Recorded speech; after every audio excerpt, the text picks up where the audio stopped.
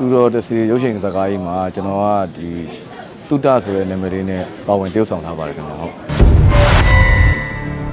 ပြန်လုံးတော့ဘူးလားနည်းနည်းတော့ရှိပြီ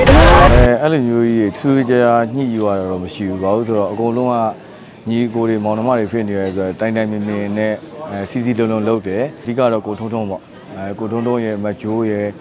သူတို့ကစီနီယာကြီးတွေဖြစ်တဲ့အတွက်ကျွန်တော်တို့ကိုဘယ်လိုလေးတွေလုပ်ဖို့သူတို့ကအကြံလေးတွေပေးတယ်အဲ့ဒီအချိန်မှာကျွန်တော်တို့ကလည်းသူတို့ပြောတာလေးကိုတခြားလိုက်နာပြီးလုပ်လိုက်တဲ့အခါမှာဒါတော်တော်လေးအဆင်ပြေတယ်ဟုတ်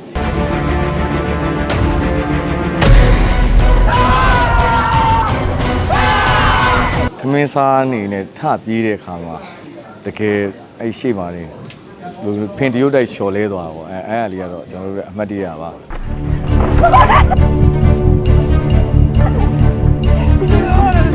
ဟုတ်ကဲ့ပါကျွန်တော်တို့သူတို့စေရုပ်ရှင်ဇာတ်ကားကြီးကဒီနောက်မကြာတော့မဲ့အချိန်တွင်းမှာဒါယုံတင်ပြသတော့မှာဖြစ်တဲ့အတွက်တေချာလေးဝေဖန်အကြံပြုပြီးတော့ကြည့်ရှုပေးပါဦးလို့